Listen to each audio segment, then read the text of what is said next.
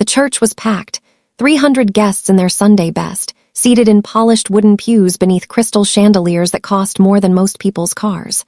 White roses lined every aisle. A string quartet played softly in the corner. Everything was perfect. Too perfect. Morgan Davis stood at the back of New Hope Baptist Church, her heart pounding so loud she was sure the woman next to her could hear it. She wore a dress she designed herself, deep emerald green, elegant but not attention-seeking. Her locks were freshly styled, cascading over her shoulders like a crown she finally learned to wear. She looked beautiful. She felt like she was walking into a fire. At the front of the church stood Damon Carter, the man she gave 7 years of her life to, the man she helped build from nothing, the man who was about to marry someone else, and he had invited her to watch. The efficient, Damon's own father, Pastor Michael Carter, cleared his throat and spoke into the microphone. "Dearly beloved, we are gathered here today to witness the union of Damon Michael Carter and Tiffany Nicole Wells in holy matrimony." Morgan's stomach turned. She watched as Tiffany floated down the aisle in a designer gown that probably cost $20,000. The girl was beautiful, Morgan couldn't deny that. Light skin, long hair, perfect makeup. She looked like a doll. A very expensive doll. Tiffany caught Morgan's eye as she passed, and she smirked. That little smirk said everything. It said, "I won." It said, "You lost." It said, "Look at me walking toward your man while you sit there like a fool." Morgan didn't react, she just smiled back, because Tiffany had no idea what was coming. The ceremony continued. Pastor Carter spoke about love, about commitment, about building a life together. Every word felt like a knife in Morgan's chest, not because she still loved Damon, but because she remembered when those words were supposed to be for her. "If anyone here has any reason why these two should not be joined in holy matrimony," Pastor Carter announced, his voice booming through the sanctuary, "speak now or forever hold your peace." Church went silent. Every single head turned toward Morgan, 300 pairs of eyes, all waiting to see if the ex-fiancé would make a scene. Morgan felt her purse in her lap. Inside was an envelope. Inside that envelope was everything. But she didn't move. She didn't stand. She just sat there, calm as a summer breeze, and let the moment pass. Pastor Carter looked relieved. Damon exhaled. Tiffany's smirk grew wider, and then the church doors burst open. A man in a gray suit walked in, his footsteps echoing through the silent sanctuary. He walked straight down the center aisle like he owned the place. "Damon Carter," the man called out. Damon's face went pale. What is this?" The man reached the altar and extended an envelope. "You've been served." Gasps erupted throughout the church. Whispers spread like wildfire. Tiffany's mouth fell open. Morgan finally stood up. And as 300 people watched in shock, she walked toward the exit, her head held high, her steps steady.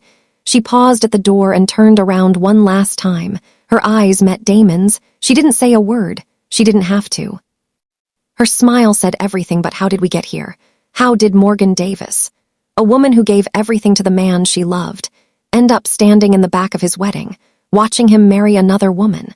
How did she go from being his future wife to being a guest at his ceremony? And what was in that envelope that just turned his perfect wedding into a nightmare? Let me take you back to the beginning. Let me tell you a story about love, betrayal, and the moment a woman decided she was done being invisible. Before we dive in, make sure you hit that subscribe button and tap the notification bell. Trust me, you're going to want to see how this ends. Now, let's begin. Morgan Davis was 22 years old when she met Damon Carter. She was working as a junior designer at a small marketing agency in Houston, Texas. The pay was terrible, the hours were long, and her boss took credit for all her best ideas. But Morgan didn't complain. She was grateful for the opportunity. See, Morgan didn't come from money. She grew up in 3rd Ward, Houston, in a 2-bedroom apartment with her mother Dorothy. Her father left when she was 3 years old, just walked out one day and never came back. Dorothy worked 3 jobs to keep food on the table: nursing assistant by day, cleaning offices at night, and doing hair on weekends. Morgan watched her mother sacrifice everything. And she promised herself that one day she would make it. One day she would build something that no one could take away. She put herself through design school at Prairie View A&M, working part-time at a grocery store and taking out loans she's still paying back today. She graduated with honors. She had talent, real talent. Everyone who saw her work said the same thing. "Morgan, you're going places." But places don't pay rent. So she took the first job she could get and told herself it was just a stepping stone. That's when Damon walked into her life. It was a Friday night. Morgan's best friend Carmen had dragged her to a networking event at some fancy hotel downtown. "Girl, you need to get out more," Carmen said, pushing Morgan through the door. "You can't just work and go home. That's not living." Carmen Davis, no relation, but they joked they were sisters separated at birth, was the opposite of Morgan. Where Morgan was soft-spoken and patient, Carmen was loud and direct. Where Morgan saw the best in people, Carmen saw the receipts. They'd been best friends since freshman year of college, when Carmen defended Morgan against a group of girls who made fun of her thrift store clothes. Carmen cussed them out so bad that campus security had to get involved. From that day forward, they were inseparable. "Fine," Morgan said, adjusting her dress. "But I'm leaving at 9. "We'll see about that," Carmen laughed. Morgan was standing by the appetizer table, trying to figure out if the little fancy things on crackers were worth eating when she heard a voice behind her. "You look like you'd rather be anywhere else." She turned around, and there he was. Damon Carter was tall, handsome, light-skinned with deep brown eyes and a smile that could sell ice to an Eskimo. He was wearing a suit that was just a little too big, like he bought it on sale and hoped no one would notice. But Morgan noticed. She noticed everything. "That obvious?" she asked, smiling despite herself. "Very," he laughed. "I'm Damon Carter." Morgan Davis. They shook hands. His grip was firm but not aggressive. His eyes were warm. "So, Morgan Davis, what do you do when you're not hiding by the appetizer table?" "I'm a designer," she said. "Graphic design, branding, that kind of thing." "What about you?" Damon's eyes lit up. "Actually, that's exactly what I need. I'm starting my own marketing agency. Well, trying to start one. I've got the vision, but I need someone who can make it look good." He pulled out his phone and showed her a logo he'd made himself. It was terrible, like really terrible. The font was all wrong, the colors clashed, and the spacing was a mess. But Morgan could see what he was trying to do. She could see the potential. "It's a start," she said diplomatically. Damon laughed. "You're being nice, it's trash." "I didn't say that." "You didn't have to, your face said it." Morgan couldn't help but laugh. There was something about him, this confident, charming man who could admit his weaknesses. Most men she'd met were all ego and no substance. Damon seemed different. "What if," she hesitated, "what if I helped you, just a little redesign, nothing major?" Damon's eyes widened. "Seriously, you'd do that?" "I mean, I can't watch you walk around with that logo." "It's hurting me." He laughed again, a real laugh, deep and genuine. "Morgan Davis, I think you just saved my business." He didn't know how right he was. That was how it started. A simple redesign turned into a full branding package. Morgan spent her weekends working on Damon's business for free because she believed in his vision. She created his logo, his website, his pitch decks, his social media templates, everything, and Damon was grateful. At first. "Morgan, you're incredible," he would say, looking at her work in awe. "I couldn't do this without you." "We're a team," she would reply, and she believed it. Within a year, Carter Creative Agency started gaining traction. Damon landed his first major client, a local restaurant chain that wanted a complete rebrand. Morgan designed the whole thing. The campaign was a hit, more clients followed, the agency grew, and somewhere along the way, Morgan and Damon fell in love. At least, Morgan thought it was love. He would bring her flowers. He would write her little notes. He would look at her like she was the most important person in the world. "I'm going to marry you someday," he told her one night as they lay on the couch in his tiny apartment. Morgan's heart swelled. Yeah, we're going to build an empire together. And when we're on top, I'm going to look at you and say, 'We did it.'" Morgan believed every word. 2 years into the relationship, Damon asked Morgan to move to Atlanta with him. "This is where the real opportunities are," he explained. "Atlanta is the hub for black business. We need to be there." Morgan hesitated. Her mother was in Houston, her friends were in Houston, her entire life was in Houston, but Damon needed her, and Morgan couldn't say no to people who needed her. It was her biggest strength, it was also her biggest weakness. "Okay," she said. "Let's do it." She quit her job. She packed her bags. She left everything she knew to follow a man with a dream. Her mother, Dorothy, was supportive but cautious. "Baby, I like Damon," Dorothy said the night before Morgan left, "but I want you to promise me something." "What, Mama?" Dorothy took her daughter's hands. "Don't lose yourself in somebody else's dream. You have your own gifts, your own calling. Don't let nobody dim your light to make theirs shine brighter." Morgan hugged her mother tight. "I won't, Mama, I promise." But promises are easy to make when you don't know what's coming. The first 3 years in Atlanta were magical. Carter Creative Agency exploded. They went from 5 clients to 50. Damon was featured in local magazines. He spoke at conferences. He became the face of young black entrepreneurship in the city. And behind the scenes, Morgan was the engine. She designed every pitch deck that landed them major clients. She created the branding strategies that made them stand out. She managed the creative team, trained the new hires, and fixed problems before Damon even knew they existed. But here's the thing about being an engine. Nobody sees you, they see the car. They admire the car. They talk about how fast the car goes and how smooth it rides. But the engine, the thing that actually makes it move, invisible, Morgan started noticing little things. In interviews, Damon would say I instead of we. When clients complimented the designs, he would smile and say thank you, without mentioning Morgan's name. At first, she told herself it wasn't personal. He was the face of the business. Someone had to be out front, but the feeling of being unseen, that doesn't go away. It grows, quietly. Like mold behind a beautiful wall. After 5 years together, Damon proposed. It was a Sunday evening. They were at their favorite restaurant, a little soul food spot in West End Atlanta called Mama Lou's Kitchen. Morgan had introduced him to the place. The owner, Miss Louise, treated them like family. Damon got down on one knee right there between the fried catfish and the collard greens. Morgan Elise Davis, he said, his voice shaking just a little. You've been with me since the beginning. You believed in me when I had nothing. I can't imagine building this life with anyone else. Will you marry me? The whole restaurant cheered. Miss Louise came out the kitchen crying. Morgan said yes. How could she say anything else? This was everything she'd worked for, everything she'd sacrificed for. Finally, it was coming together. She called her mother that night, crying happy tears. He did it, Mama. He proposed. Dorothy was quiet for a moment. Then she said, That's wonderful, baby. Are you happy? Yes, Mama, so happy. Then I'm happy too, just. Remember what I told you. Morgan remembered. She just didn't listen. The engagement was supposed to last 1 year, then 2, then 3. Every time Morgan brought up wedding planning, Damon had an excuse. Work is too busy right now. Need to save more money first. Let's wait until the business is more stable. Morgan was patient. That was her nature. She didn't push. She didn't nag. She just waited. Meanwhile, Damon was changing. He started caring more about appearances.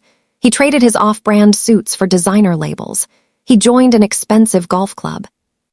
He started spending more time with important people and less time with Morgan. When they went to events together, he would introduce her as Morgan without any context. Not my fiancé Morgan. Not my partner Morgan. Just Morgan, like she was an accessory. A nice handbag he carried around sometimes, and the comments started, little jabs disguised as jokes. Babe, why do you always wear your hair natural? You'd look better with it straight. That dress is a little plain, don't you think? Maybe you should update your wardrobe. You represent the agency now. Each comment was a small cut. Alone, they seemed harmless. Together, they bled her dry. Carmen saw what was happening. Girl, I don't like how he's been treating you lately, Carmen said one night over wine. He's different, and not in a good way. He's just stressed, Morgan defended. The business is growing so fast. He's under a lot of pressure. Pressure doesn't turn you into a jerk. And why are y'all still not married? You've been engaged for 3 years. We're waiting for the right time. The right time? Carmen's eyebrow shot up. Morgan, the right time was 2 years ago. The man is stalling. You don't understand, Carmen. I understand perfectly.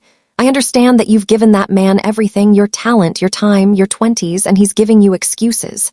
Morgan didn't respond, because deep down she knew Carmen was right. She just wasn't ready to admit it, y'all. I have to pause here for a second, because this is the part that breaks my heart every single time. Morgan wasn't stupid. She wasn't weak. She was a brilliant, talented woman who poured herself into someone she loved. And love can make you blind. It can make you ignore red flags that everyone else can see. It can make you sacrifice your own dreams for someone else's. It can make you believe that if you just give a little more, things will get better. But here's the truth that nobody tells you. Some people don't want you to be their partner. They want you to be their foundation. Something to stand on while they reach for the stars. And when they get up there, when they finally touch the sky, they forget all about the ground. All right, let's continue. It was a Thursday evening when Morgan's world fell apart. She came home from the gym to find Damon in their bedroom, packing a suitcase. At first, she thought he was leaving for a business trip. He traveled a lot these days, meetings in New York, conferences in LA. She was used to him being gone, but something was different. He wasn't just packing a few suits. He was packing everything. Damon, what's going on? He didn't look at her. He just kept folding clothes, placing them neatly in the suitcase like this was the most normal thing in the world. We need to talk, he said, 4 words. 4 words that every person in a relationship fears. Morgan's heart started racing. Okay. What's wrong? Damon finally stopped packing. He turned to face her and his eyes were cold, empty, like she was looking at a stranger. Morgan, I've been doing a lot of thinking and I don't think we're right for each other anymore. The words hit her like a truck. What are you talking about, Damon? We've been together for 7 years. We're engaged. We're supposed to be planning our wedding. That's just it, he interrupted. I don't want to plan a wedding, not with you. Morgan felt the room spin. I don't understand. Last week we were looking at venues. Last month you said you wanted to get married in the fall. What changed? Damon sighed like she was the one being difficult. Grown, Morgan, I've evolved. And I need someone who matches who I've become. Matches who you've become? Her voice cracked. Who you've become, Damon, I made you who you've become. I designed your entire brand. I built your business with my own hands. I gave up my career, my dreams, my life for you. See, that's the problem, he said, his voice irritatingly calm. You always want credit, you always want recognition. I built this company. My name is on the door, my face is in the magazines. You helped, sure, but this is my success. Morgan couldn't breathe. 7 years of her life, and he was reducing it to helped. Damon, how can you say that to me? He zipped up his suitcase. I'm sorry if this hurts you, Morgan, I really am. But I can't pretend anymore. I've met someone who understands me, someone who appreciates me for who I am, not for what I can give them. Someone else, there was someone else. Morgan whispered, though she wasn't sure she wanted to know. Her name is Tiffany. I met her at a conference 6 months ago. She's different. She doesn't make me feel guilty for being successful. She celebrates me. 6 months. He'd been seeing someone else for 6 months. While Morgan was sleeping next to him, while Morgan was planning their future, while Morgan was turning down opportunities because she wanted to be available for him. 6 months. Send someone for the rest of my things, Damon said, rolling his suitcase toward the door. You can keep the condo until the lease is up. I've already talked to the landlord. He was halfway out the door when Morgan found her voice. Damon, he stopped. After everything I've done for you. This is how you leave, he looked back at her. And for a moment, just a moment, she saw something flicker in his eyes. Guilt, maybe, or regret. But then it was gone. Take care of yourself, Morgan. And just like that, he was gone. Morgan didn't move for 3 hours. She sat on the floor of their bedroom, her bedroom now, and stared at the wall. She didn't cry. She didn't scream. She just sat there, numb, empty, broken. When Carmen finally reached her the next morning, Morgan hadn't slept. She was still in the same spot, still in her gym clothes, still trying to understand how her entire life had collapsed in 15 minutes. Coming over right now, Carmen said on the phone. Don't move. I couldn't move if I wanted to, Morgan whispered. 30 minutes later, Carmen burst through the door like a hurricane. Where is he? Where is he? Gone. Good, because I would catch a case today. Carmen sat down next to Morgan and wrapped her arms around her. Girl, I am so sorry. That's when the tears finally came. Morgan cried like she hadn't cried since she was a child. Deep, ugly, guttural sobs that came from somewhere so deep she didn't even know it existed. She cried for the 7 years she lost. She cried for the dreams she gave up. She cried for the woman she used to be, the woman with ambition and fire and hope, who had slowly disappeared into someone else's shadow. She cried until there was nothing left. And then, when the tears were done, something else emerged, something quiet, something cold, something dangerous. 1 month later, Morgan received an envelope in the mail. It was thick and cream-colored, sealed with gold wax. Her name was written in elegant calligraphy on the front. She opened it. Inside was a wedding invitation.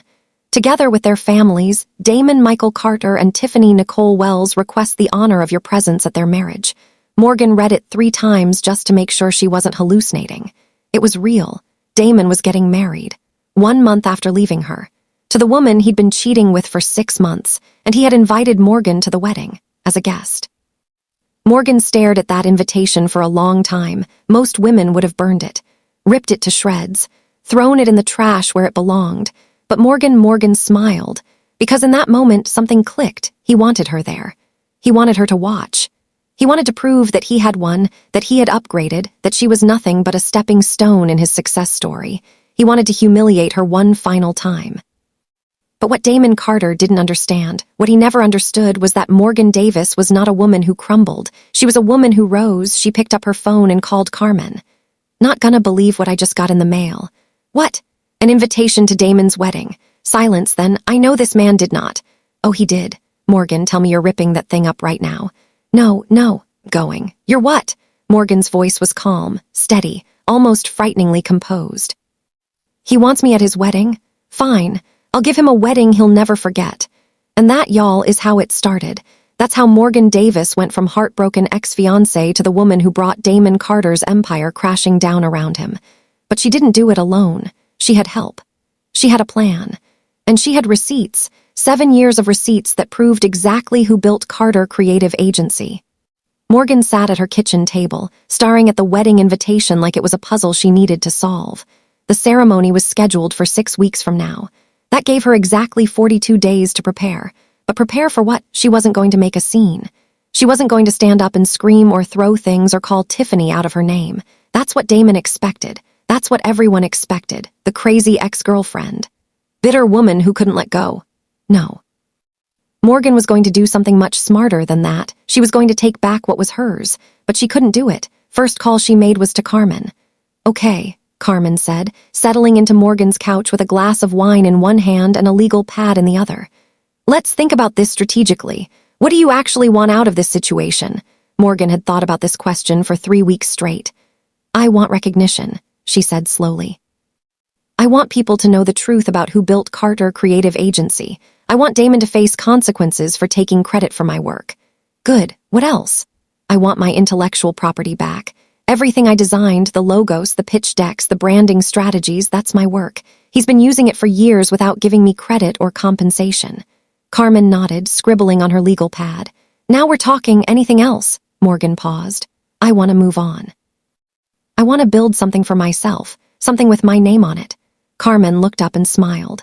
Now that's the Morgan I've been waiting 7 years to see. See, what Morgan didn't know at the time was that she actually had legal standing to pursue this. Carmen wasn't just her best friend, she was a corporate attorney. One of the best in Atlanta. And over the next few weeks, she started digging into the history of Carter Creative Agency. What she found was explosive. Girl. Carmen burst into Morgan's apartment one evening, her eyes wide with excitement. You are not going to believe this. What did you find? Carmen spread a stack of documents across the kitchen table. I pulled the incorporation papers for Carter Creative Agency, the original ones from 7 years ago. Okay, Morgan, your name is on these documents. Morgan's heart stopped. What? Look. Carmen pointed to a signature at the bottom of a page. When Damon first registered the business, he listed you as a co-founder, probably to make the paperwork easier or to use your credit for the initial loans. But legally, you own 40% of this company. Morgan stared at the document. There it was, clear as day, her signature, her name. He never removed me. He never removed you, my guess, he forgot. Or he thought you'd never find out, or he was too cheap to pay a lawyer to restructure the ownership. Morgan's hands were shaking. So what does this mean? Carmen's smile was sharp. It means that for the past 7 years, Damon Carter has been running a company that you partially own. It means every major decision he made without consulting you was potentially a breach of fiduciary duty. It means, she paused for dramatic effect, you have grounds for a lawsuit. Now I need to stop here for a second, because this is important. A lot of people think revenge is about being petty. It's about screaming and fighting and making yourself look crazy. But real revenge? Real justice, it's about documentation. It's about receipts. It's about knowing your worth and having the proof to back it up. Morgan had spent 7 years building Damon's empire. And now she had the evidence to prove it. Every email she ever sent. Every design file she ever created. Every pitch deck that landed a major client. Every text message where Damon thanked her for saving the day. Carmen helped her organize all of it. They built a timeline. They identified specific instances where Morgan's work directly led to major contracts. They calculated the estimated value of her contributions. The number they came up with, $2.3 million. That's how much Morgan Davis was worth to Carter Creative Agency. And Damon hadn't given her a single penny, but the lawsuit was only one part of the plan. The other part. That required a different kind of help. It was a Tuesday morning when Morgan ran into Jerome Washington. She was at her favorite coffee shop, a little spot called Brood Awakening in the old 4th Ward neighborhood. She'd been coming here for years, usually to work on design projects or just to think. This particular morning, she was reviewing documents Carmen had prepared when a voice interrupted her focus. Morgan Davis. She looked up. Standing in front of her was a tall, dark-skinned man with broad shoulders and kind eyes. He was dressed simply jeans, a crisp white shirt, expensive watch, but he carried himself with quiet confidence, like a man who didn't need to prove anything to anyone. It took her a moment to place him. Jerome Washington, he smiled. I wasn't sure you'd remember me. Of course I remember you. We met at that branding conference a few years ago. You were starting that real estate development company. Guilty. He gestured to the empty chair across from her. Mind if I sit for a minute? Morgan hesitated. She wasn't really in the mood for conversation, but something about Jerome's energy was calming, non-threatening. Sure, she said. Have a seat. What Morgan didn't know was that Jerome Washington had been watching her for years, not in a creepy way, more like, from a distance, with respect. He'd seen her at industry events, always standing slightly behind Damon Carter, always dressed beautifully but never flashy, always intelligent and articulate when she spoke, which wasn't often because Damon usually did all the talking. Rome had always wondered about her. Who was this woman who seemed so brilliant, so capable, but was content to stay in the shadows? He'd tried to approach her once at a charity gala 2 years ago. But Damon had swooped in before he could say more than hello, steering Morgan away with a possessive hand on her back. That's my fiancé, Damon had said, his tone making it clear that Rome should back off, so Rome backed off.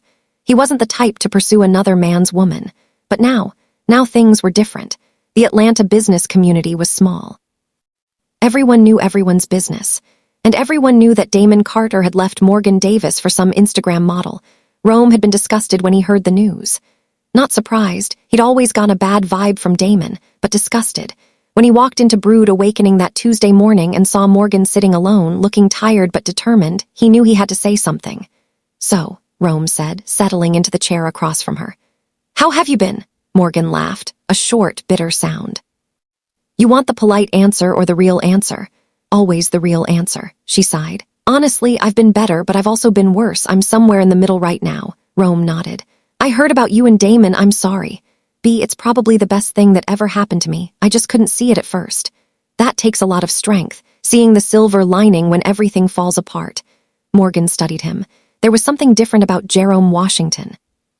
Most men she knew were all talk, big words, small actions, but Rome seemed genuine, like he actually meant what he said.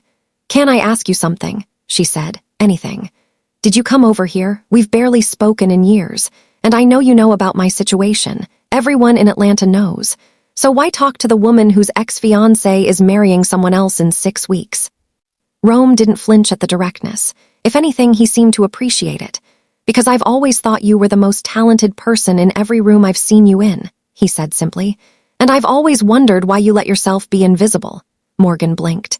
No one had ever said anything like that to her before. Invisible. At every event, every conference, Damon was up front doing interviews and shaking hands. But anyone who actually knew what was happening could see that you were the one running the show.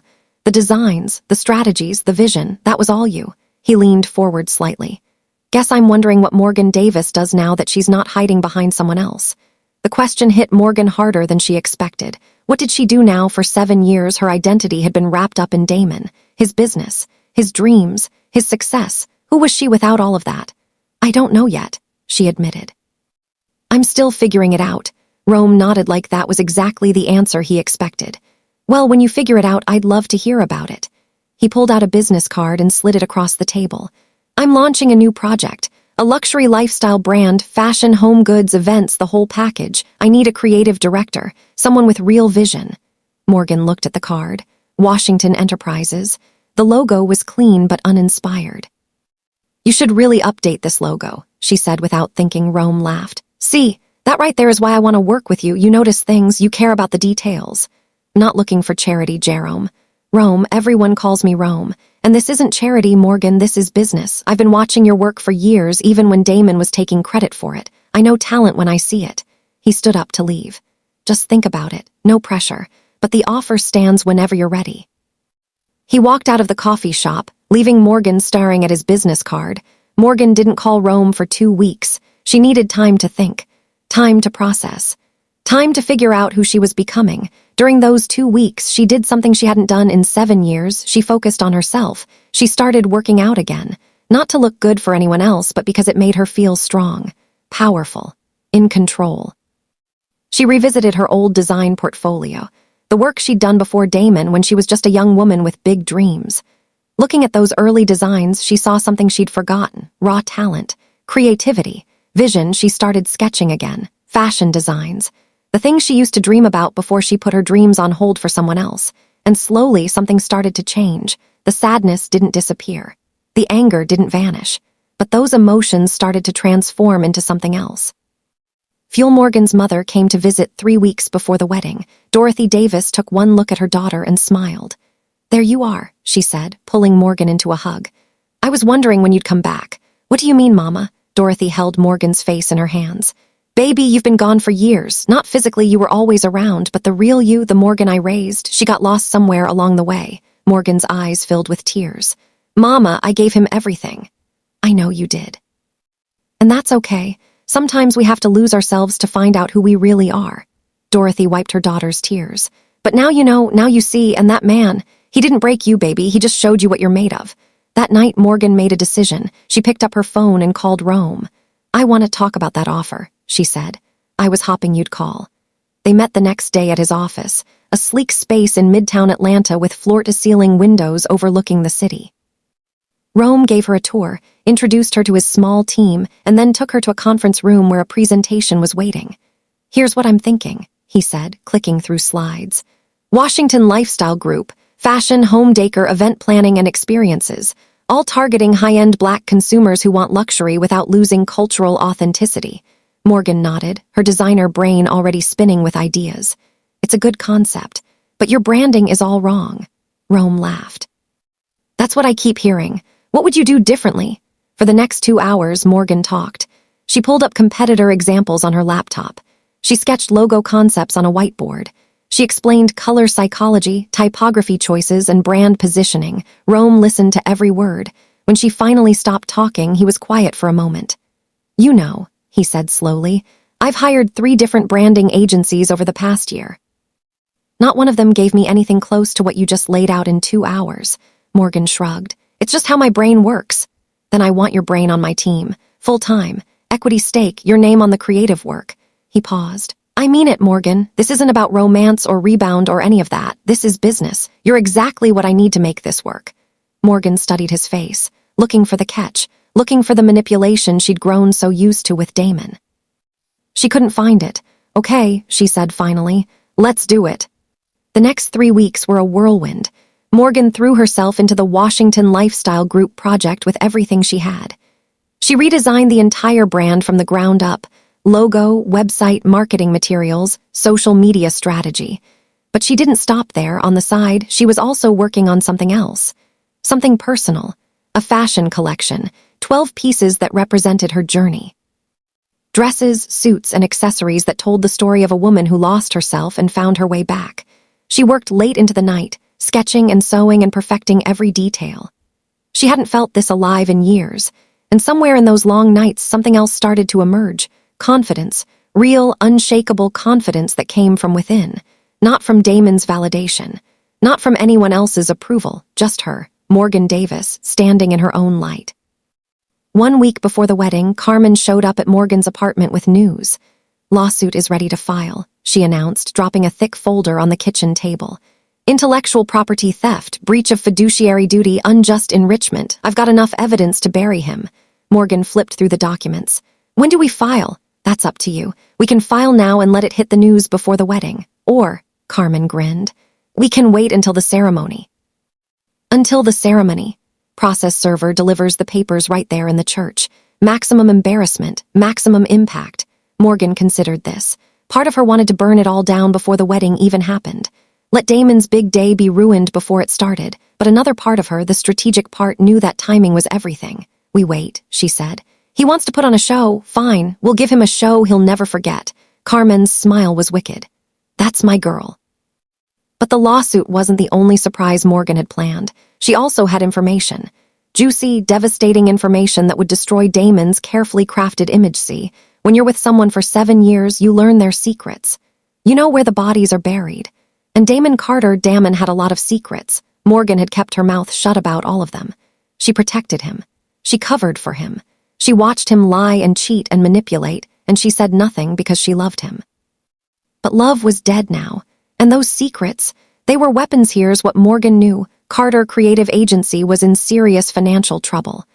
Over the past year, since Morgan stopped managing the books, Damon had blown through cash on expensive trips, designer clothes, and investments that never panned out.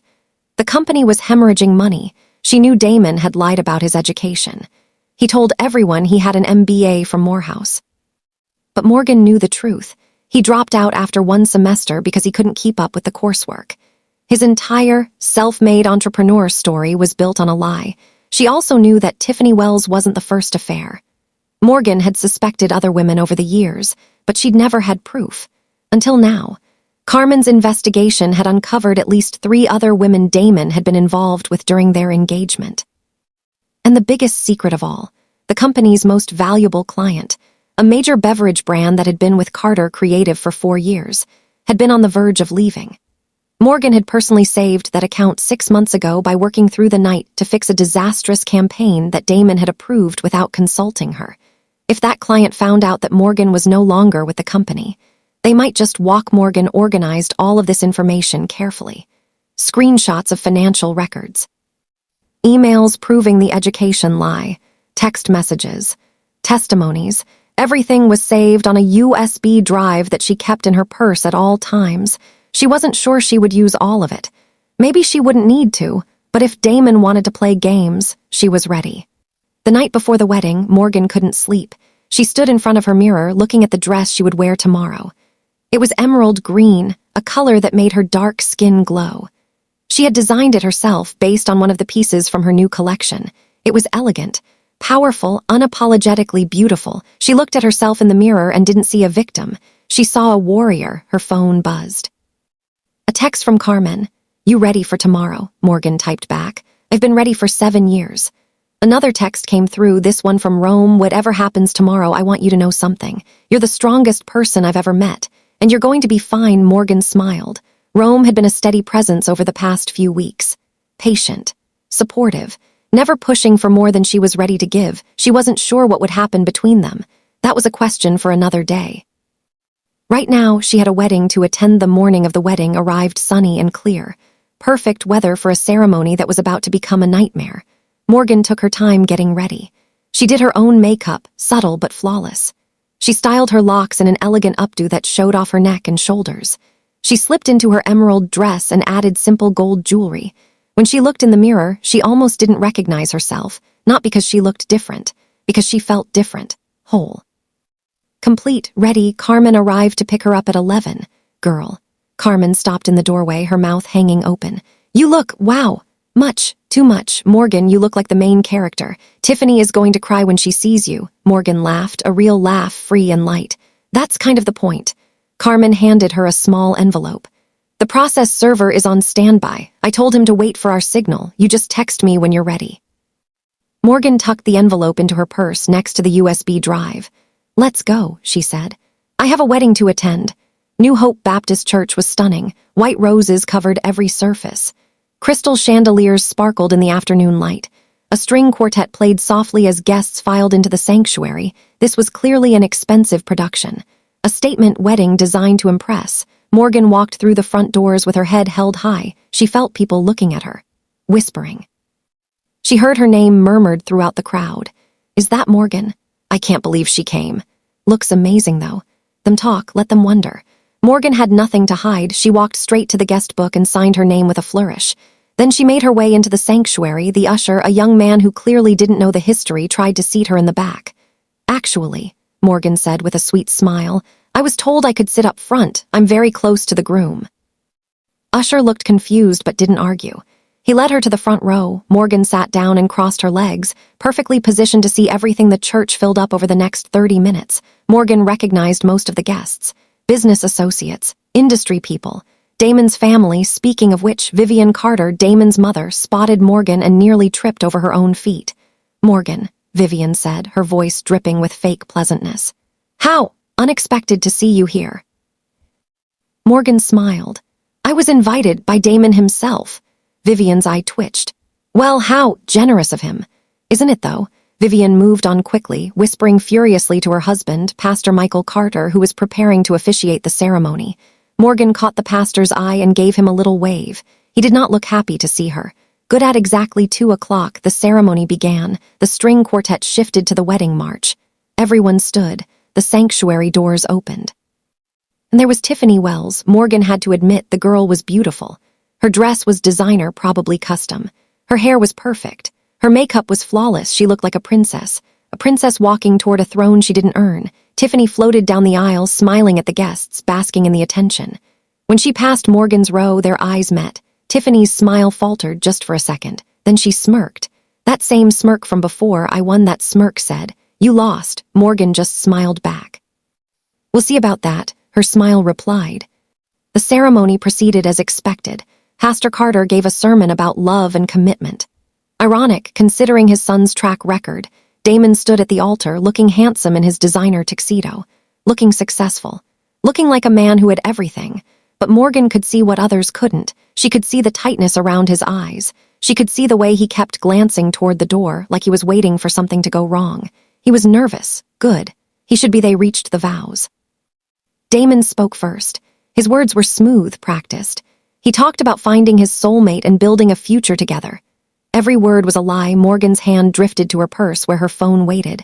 One text to Carmen and the process server would enter, but she waited. Not yet. Tiffany spoke her vows next. Hers were simpler, less polished. She talked about Damon being her king and promising to support his vision. Morgan almost laughed. Same script, different actress. Finally, Pastor Carter reached the moment everyone had been waiting for. If anyone here has any reason why these two should not be joined in holy matrimony, speak now or forever hold your peace. Silence fell over the church. Every head turned toward Morgan. 300 pairs of eyes, all waiting to see what the ex-fiancé would do. Morgan could feel the weight of their expectations. They wanted drama. They wanted a scene. They wanted the crazy ex to snap. She stayed perfectly still. She didn't stand.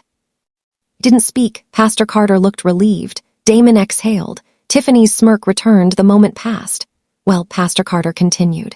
Then by the power vested in me, the church doors burst open. Every head turned. A man in a gray suit walked in, his footsteps echoing through the silent sanctuary.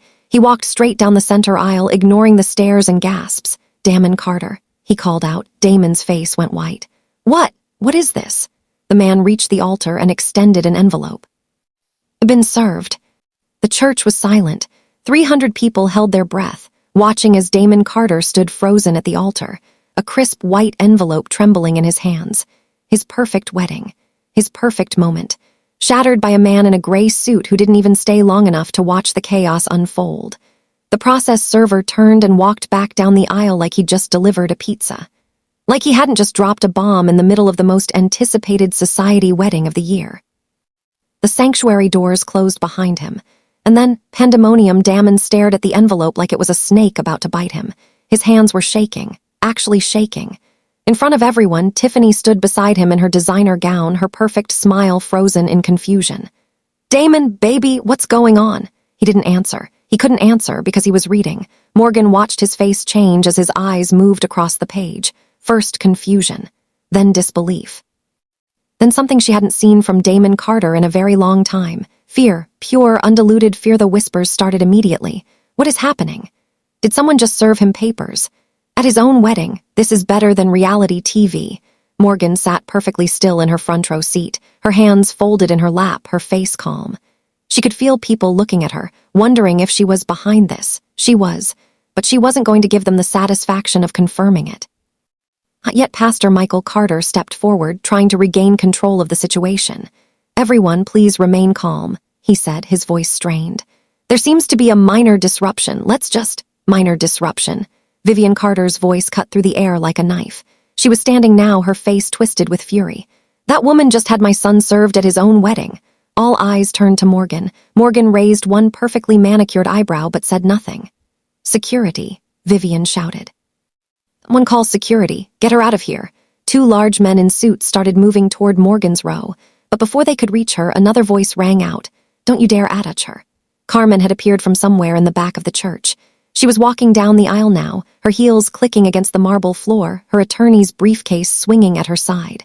"My client is a guest at this wedding," Carmen announced, her voice carrying through the sanctuary. "She was personally invited by the groom himself." "She has every right to be here." "Client?" Vivian sputtered. "What is this? What is going on?" Carmen smiled her shark smile. What's going on, Mrs. Carter, is that your son is being sued for intellectual property theft, for breach of fiduciary duty, for unjust enrichment, for 7 years of taking credit for work that was never his. Gasps that rippled through the church could have powered a wind turbine. Damon finally found his voice. "This is ridiculous," he said, crumpling the papers in his fist. "Morgan is just a bitter ex who can't accept that I moved on. This lawsuit is frivolous. It'll be thrown out in a week." He turned to the congregation, trying to regain his composure. "Everyone, please, let's not let one desperate woman ruin this beautiful day. Pastor, please continue with the ceremony." Pastor Carter looked uncertain. "Damon, perhaps we should." I said continue. The sharpness in Damon's voice made everyone flinch, including Tiffany, who was starting to look less like a blushing bride and more like a woman who just realized she might have made a terrible mistake. "Damon," Tiffany whispered, tugging on his sleeve. "What is she talking about? What does she mean you took credit for her work?" "Nothing, baby, it's nothing. She's just jealous." She said 7 years. "Tiffany." Damon's voice was hard now, impatient. "Not now." Something flickered across Tiffany's face. Something that looked a lot like doubt. Morgan decided it was time to speak. She stood up slowly, gracefully, her emerald dress catching the light from the stained glass windows. Every eye in the church followed her movement. "I'm not here to stop this wedding," she said, her voice calm and clear. "If Damon wants to marry Tiffany, that's his choice. They can absolutely continue with the ceremony." She paused. "But I do think the people in this room deserve to know the truth about the man they're celebrating today." "Morgan, sit down," Damon hissed. She ignored him. 7 years, I was Damon Carter's partner, not just romantically, professionally. I designed the logo for Carter Creative Agency. I created the pitch decks that landed every major client. I built the brand strategy that made this company what it is today. Murmurs spread through the congregation. And for 7 years, Damon took credit for all of it. In interviews, he talked about his vision and his creativity. He never once mentioned my name. He erased me from the story of his own success. "That's a lie," Damon shouted. "You were my girlfriend. You helped out sometimes, that's all." Morgan smiled, a cold smile that didn't reach her eyes.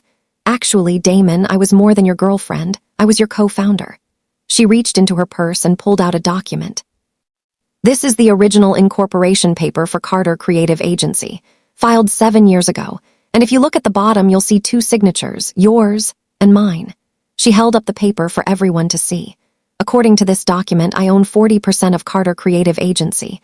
I have owned it for 7 years, and every decision you made without consulting me, every penny you spent without my approval, that was a breach of fiduciary duty." Gasps this time were louder. Pastor Carter grabbed the document from Morgan's hands, scanning it frantically. His face went pale. "Damon," he said slowly, Is this real?" Damon's jaw was tight. "It's a technicality, it doesn't mean anything. I built that company with my own hands."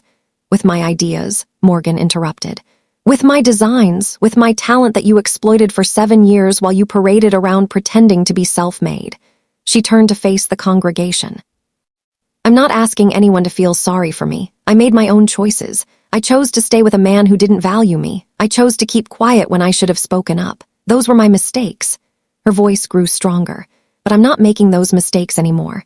Today I'm taking back what's mine. Today I'm finally telling the truth." The church erupted into chaos. People were talking over each other, shouting questions, pulling out their phones to record everything. Vivian Carter looked like she was about to faint. Pastor Carter was desperately trying to restore order, and Damon was staring at Morgan with pure hatred in his eyes. "You think you're so clever," he said, his voice low and dangerous. "You think you can come in here and destroy everything I've built? You destroyed it yourself, Damon. I'm just letting everyone see the ruins." He stepped toward her, and for a moment, Morgan felt a flash of fear. She'd never seen him this angry. This out of control, but before he could get any closer, another voice cut through the noise. "I wouldn't do that if I were you." Rome, he'd been sitting in the back of the church the whole time, watching quietly. Now he was standing, his tall frame commanding attention as he made his way toward the front. "Who the hell are you?" Damon demanded. "Jerome Washington. You might know my company, Washington Enterprises." Rome smiled pleasantly. "I'm also Morgan's business partner and her friend." He positioned himself slightly in front of Morgan, not protectively but supportively, like a teammate who had her back. "And I've seen all the evidence she has," Rome continued. "The emails, the financial records, the design files. Trust me, Mr. Carter, you don't want to make this worse than it already is." Damon's eye twitched. This is between me and Morgan, it has nothing to do with you. Does now, because when this lawsuit goes forward, and it will, Morgan is going to need resources. Lawyers. Experts, all of which I'm happy to provide. He looked directly at Damon. You picked a fight with the wrong woman, and now you're going to find out exactly what that costs. Tiffany finally found her voice. Wait, she said, stepping away from Damon. Wait, are you saying the company is broke? Morgan turned to her with something that almost looked like compassion. I'm saying you should ask your fiancé to show you the real financial statements, not the ones he shows investors, the real ones. Tiffany's eyes widened. What are you talking about? Morgan hesitated. This was the moment she'd been wrestling with all week. Did Tiffany deserve to know the truth? The woman had knowingly dated an engaged man. She had smirked at Morgan like she'd won some kind of prize. But looking at Tiffany now, really looking at her, Morgan saw something familiar, a woman in over her head. A woman who had believed a man's lies. A woman who was about to find out she'd been used. Morgan knew that feeling all too well. Carter Creative has been losing clients for months, Morgan said quietly. The company is hemorrhaging money. The lifestyle Damon has been showing you, the clothes, the trips, the expensive dinners, that's not sustainable. He's spending faster than he's earning. Tiffany's face went pale. That's not true. Damon said the business is thriving, he said. He lied. Two words hung in the air. Tiffany turned to Damon, searching his face for a denial, for reassurance, for something. But Damon wasn't looking at her. He was looking at Morgan with an expression that made her blood run cold. Going to regret this, he said softly. You're going to regret destroying everything we built. I didn't destroy anything, Damon, you did. The moment you decided I was disposable.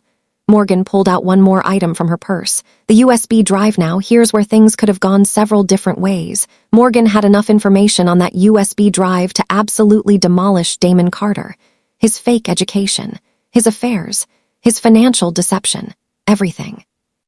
She could have plugged it into the church's AV system and displayed it all on the big screens meant for wedding photos.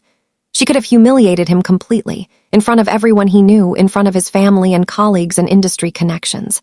And honestly, part of her wanted to. For 7 years, she had swallowed her pride. For 7 years, she had stayed silent while he took credit for her work. For 7 years, she had been invisible. This was her moment. Her chance for total revenge. But as she held that USB drive, looking around at the chaos in the church, something shifted inside her. What would complete destruction actually accomplish? Would it heal her wounds? Would it give her back the years she lost? Would it make her feel whole again? No, it would just make her like him, petty, vindictive. Small. Morgan Davis had been small for 7 years. She was done being small. She put the USB drive back in her purse. I have more, she said quietly, so only Damon could hear.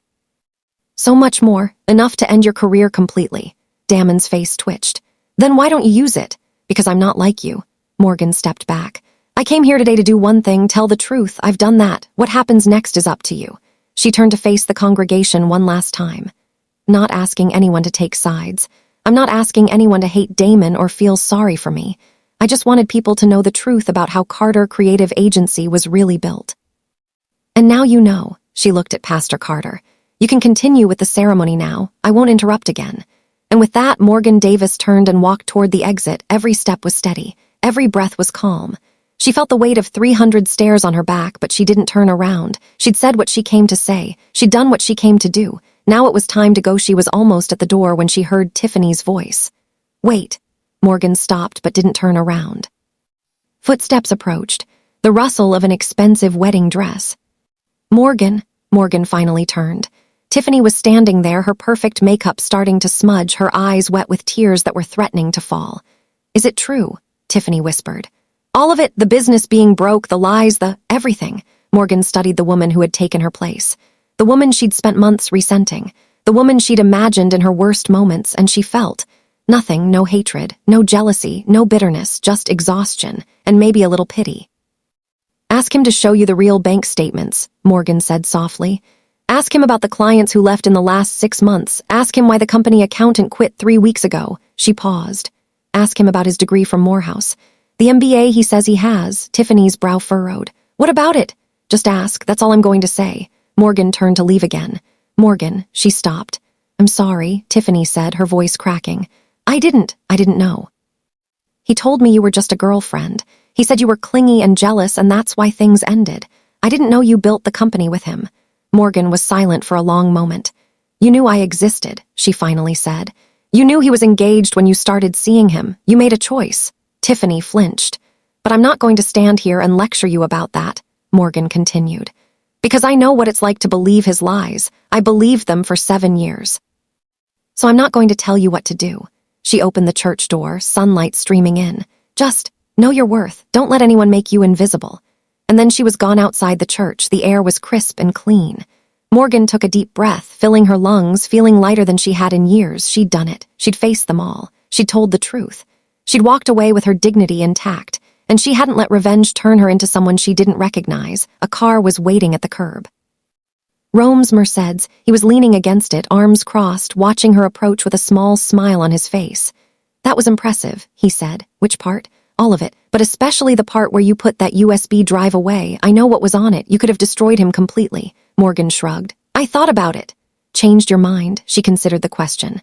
"I realized that revenge wasn't going to give me what I actually wanted." "What's that?" "My life back, my dreams back, my future." Rome nodded slowly. "And you couldn't have all that if you were focused on tearing him down." "Exactly. Burning his house down won't build mine." Rome opened the car door for her. "You know, most people don't have that kind of wisdom, especially in a moment like that." "Not most people," Rome agreed, his eyes warm. "You're definitely not.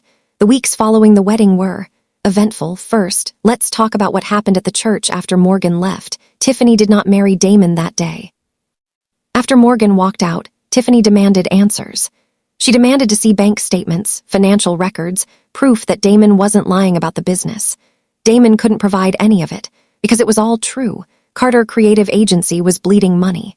The company had lost 3 major clients in the past 6 months, all of whom had been personally managed by Morgan. Without her, the quality of work had dropped, and clients noticed.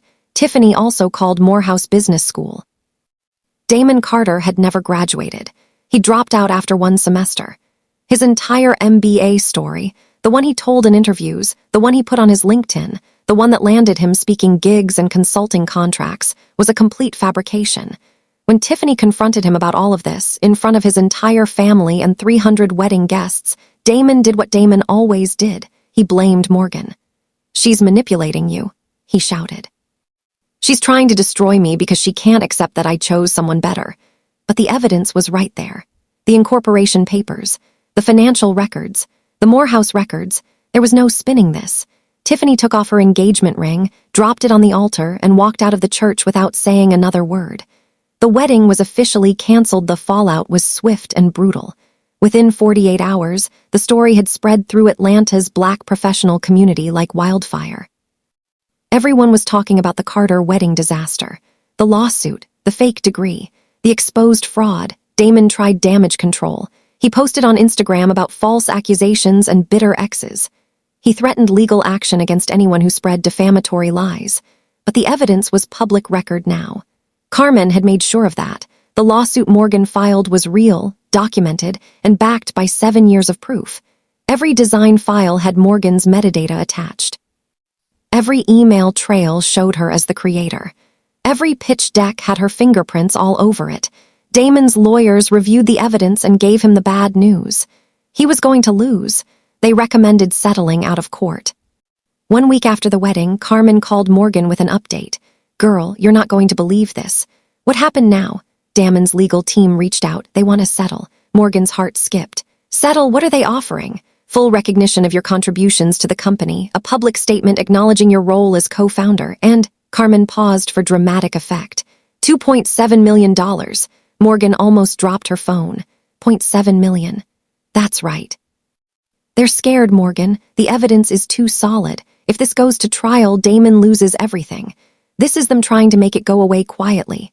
Morgan was quiet for a long moment, processing the number. That was more money than she'd ever imagined having. Enough to pay off her student loans, enough to fund her fashion line, enough to take care of her mother for the rest of her life, but it came with a condition. "What's the catch?" Carmen sighed. "They want a non-disclosure agreement. You take the money and you can never speak publicly about what happened. No interviews, no social media posts, nothing." Morgan considered this. The money was tempting, life-changing even, but silence after everything she'd been through. "No," she said finally. "No, I'm done being silent, Carmen. That's what got me here in the first place. Morgan took a deep breath. Counteroffer. I'll take the money, every penny, and I want the public statement, but no NDA. I get to tell my story whenever I want, however I want. Carmen laughed. Girl, you are cold. I love it. Can they agree to that? Honestly, probably not, but let's see how desperate they are. They were desperate. 3 days later, Carmen called back. They accepted all of it, the money, the public statement, no NDA. Morgan couldn't believe it. Seriously. Damon's investors got wind of the lawsuit.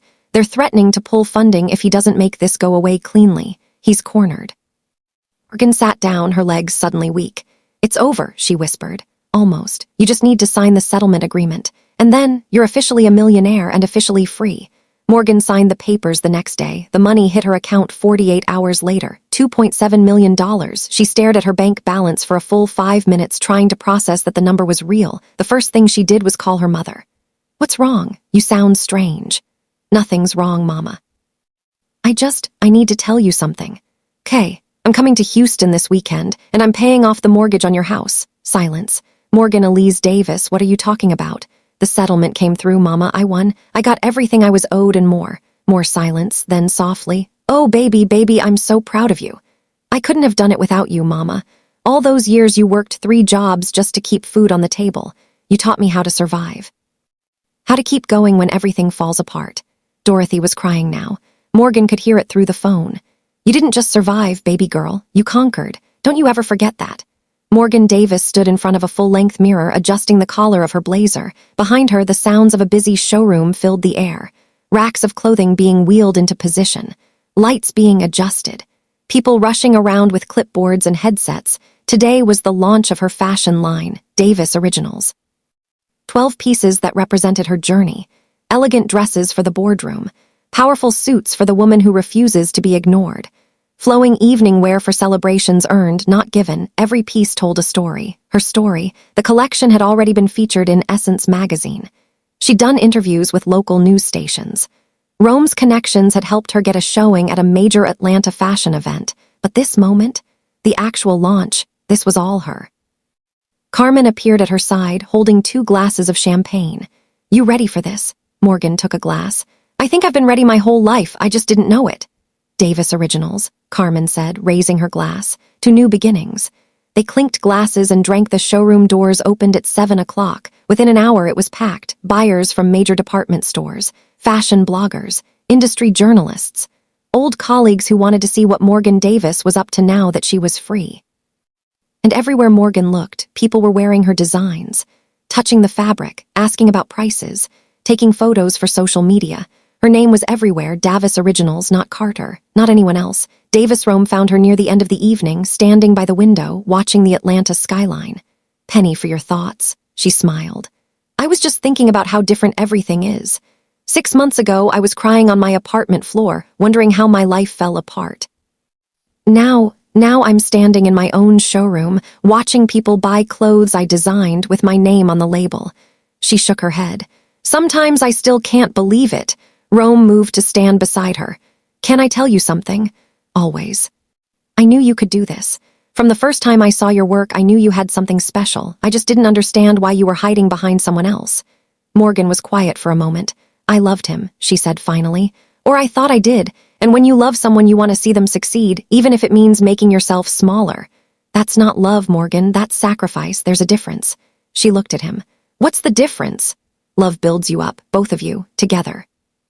Held her gaze. Sacrifice burns one person to keep the other warm. Morgan let that sink in. He was right. She had been burning herself for 7 years, thinking she was being a good partner, thinking she was being supportive. But Damon had never done the same for her. He just kept feeding off her flame while his grew brighter. That wasn't partnership, that was parasitism. I'm not going to make that mistake again, she said quietly. No, you won't. Rome smiled. You're different now, stronger. You know what you're worth. Do I, Morgan? He turned to face her fully. You just built a fashion company from scratch in 6 months. You're standing in a room full of people who came here specifically to see your work.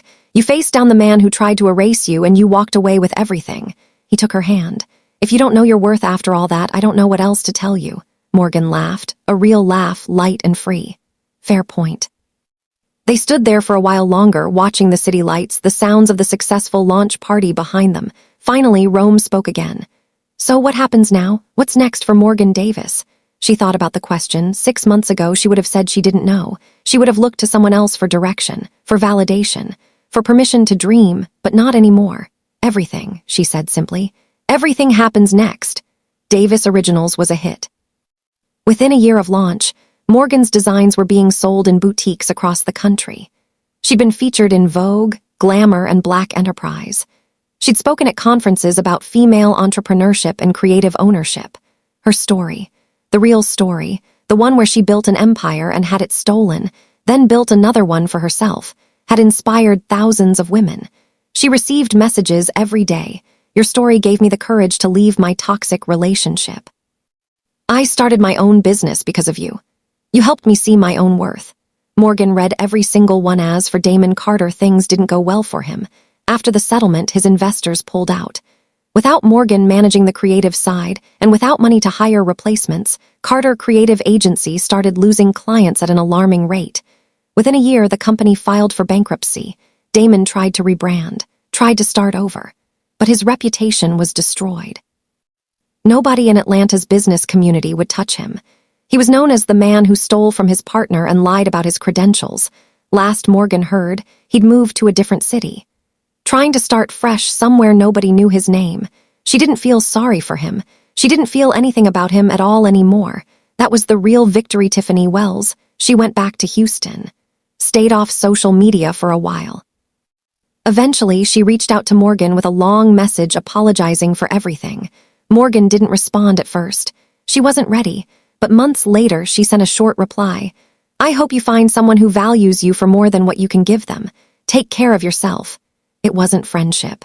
It wasn't forgiveness, exactly, but it was closure. And Rome and Morgan took things slow. He never pushed, never pressured. He let her heal at her own pace while being a steady, supportive presence in her life. They were partners. Business partners first, then friends, and eventually more. But this story isn't really about romance. It's about a woman finding herself. Whatever happened between Morgan and Rome, that was her business. Her choice. Her future to write. Morgan sat in her office one evening, looking at a framed photo on her desk. It was a picture of her and her mother from the day she paid off the mortgage. Dorothy was crying happy tears. Morgan was hugging her tight. Below the photo was a small card with words Morgan had written to herself. "Know your worth. Document your work. Never let anyone else's name go on the masterpiece you created." Learned those lessons the hard way. 7 years of being invisible. 7 years of sacrifice. 7 years of pouring herself into someone who didn't deserve it. But she'd also learned something else, something more important. It's never too late to start over. You can give years to the wrong person, the wrong job, the wrong dream, and still rebuild. You can be broken and still become whole again. You can lose yourself and still find your way back. The key isn't avoiding mistakes. The key is refusing to let those mistakes define you forever. Morgan closed her laptop and stood up. Tomorrow was another big day. More meetings, more designs, more opportunities, more life. She turned off the office lights and headed for the door. But before she left, she paused and looked around. This office, this company, this life, she'd built it all herself. No one could take it away. And no one would ever make her invisible again. Y'all, we made it. That was the story of Morgan Davis, a woman who gave everything to a man who didn't deserve it, and then took it all back. But really, this story isn't just about Morgan. It's about anyone who's ever lost themselves in someone else. Anyone who's ever sacrificed their dreams for a relationship that didn't value them. Anyone who's ever been made to feel invisible in their own life. If that's you, I want you to hear something. You are not stuck. You are not defined by your past. You have the power right now, today, to start writing a different story. It won't be easy. Morgan's journey wasn't easy. There were tears. There were sleepless nights. There were moments when she wanted to give up, but she didn't. And neither should you. Know your worth. Document your work. Never let anyone dim your light to make theirs shine brighter. And if someone treats you like you're disposable, show them exactly what they threw away. If this story touched you, I want you to do something for me. Drop a comment and tell me the biggest lesson you took from Morgan's journey. Was it the importance of knowing your worth? The power of documentation? The strength it takes to walk away? Whatever it is, share it. Because your comment might be exactly what someone else needs to hear today. And if you know someone who's going through something similar, Someone who's giving too much to the wrong person, someone who's forgotten their own dreams, share this video with them. It might change their life. Make sure you're subscribed to this channel for more stories like this. Stories about love, about betrayal, about the incredible strength of Black women who refuse to be broken. Hit that notification bell so you never miss an upload. Thank you for watching. Thank you for listening. Thank you for being part of this community. I love y'all. Take care of yourselves. And remember, your story isn't over yet.